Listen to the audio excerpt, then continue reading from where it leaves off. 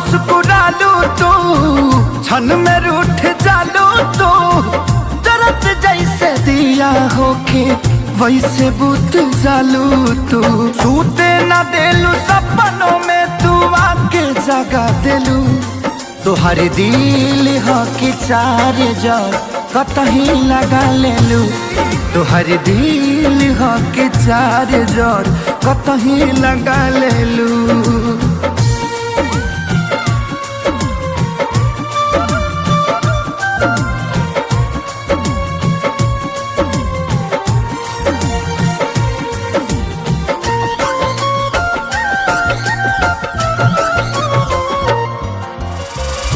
दिलिया दिमाग में बसलू अभी से दीवारी के। तनी ना ख्याल आई पंकज खेसारी